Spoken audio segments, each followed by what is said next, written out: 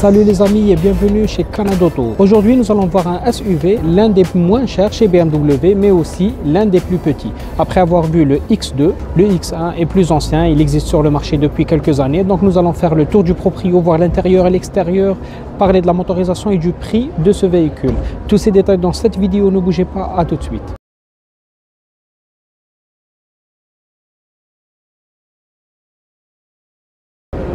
Nous allons voir l'arrière ensemble. On remarque que le véhicule est doté d'une grande casquette qui s'étend jusqu'ici. On a une petite antenne sympathique. Et puis, les feux sous forme de Nike. Le logo de Nike est en 3 dimensions qui ressortent un peu. Vous voyez cette partie-là qui ressort. Très jolie. Dites-moi ce que vous en pensez. Et puis on retrouve même en bas de caisse pas de plastique dans cette finition, toujours. C'est pas vraiment du noir, je vous avais dit tout à l'heure que c'était du noir, c'est un peu du gris mat qui vient donner un peu plus de volume à notre pare-choc avec une insertion en gris en bas de notre pare-choc, des détecteurs d'obstacles ainsi que la caméra de recul, et c'est pratiquement la seule caméra disponible sur notre véhicule. On va voir l'intérieur rapidement. On commence par l'arrière. Donc on remarque qu'il y a beaucoup de plastique dans le véhicule, un peu de chrome sur la poignée, ici aussi.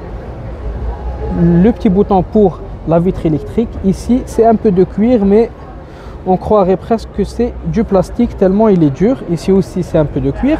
Et on retrouvera 3 places assises, mais un peu étroitement. Il y a un accoudoir néanmoins doté de porte-gobelets.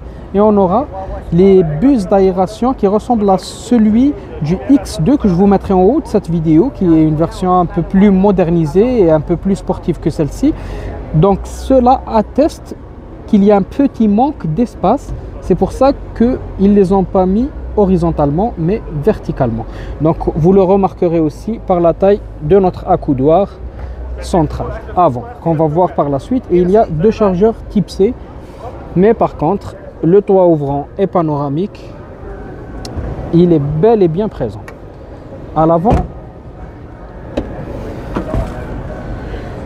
on retrouvera pratiquement les mêmes matériaux sur la voiture, ce cuir qui est un peu plus abondant avec les surpiqûres.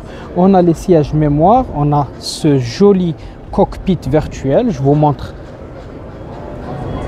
cette petite animation qui nous souhaite la bienvenue quand on ouvre notre véhicule et qui s'étend sur les 2 écrans.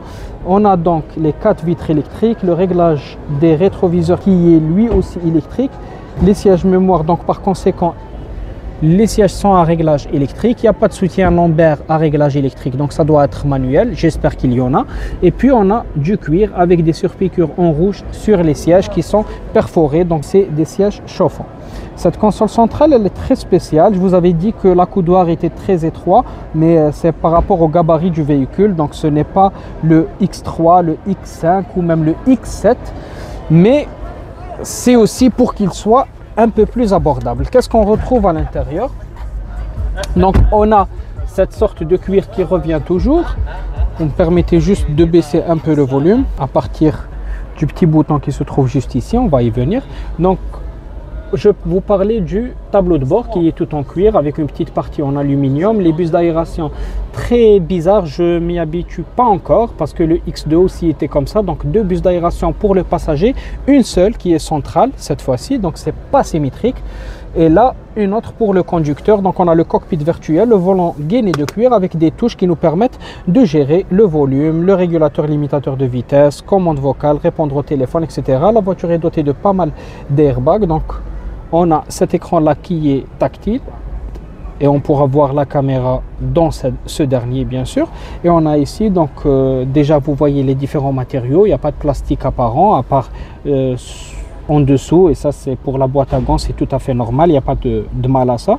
Et puis ici on aura donc toute cette partie qui est couverte en noir brillant. On aura le chargeur sans fil pour le téléphone qu'on mettra juste ici, on le referme pour ne pas qu'il tombe, et vous pourrez voir en même temps si toutefois vous avez une notification ou quoi que ce soit. Je vous conseille d'être très vigilant et concentré sur la conduite, mais au moins il n'est pas couché, donc il est face à vous, le téléphone. Il y a 2 porte-gobelets, des chargeurs type C, beaucoup de rangements en dessous. Vous pouvez donc démarrer la voiture sans utiliser la clé, comme l'accès au véhicule il est keyless, et on a aussi les différentes vues. Bon, j'avais vu qu'une seule caméra, peut-être qu'on en a plusieurs, mais pour la caméra et les aides au stationnement, c'est par là. Le volume, et là c'est pour passer ou pas les vitesses, démarrer, marche arrière, neutre, etc.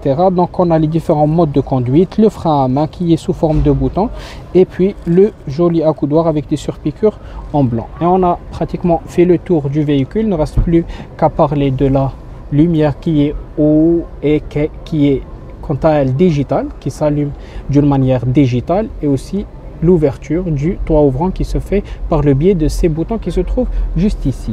Parlons du moteur avant que je vous fasse voir le prix de ce véhicule. Donc le moteur, c'est le 2 litres 4 cylindres standard que nous avons déjà vu dans la série 3 et la X2.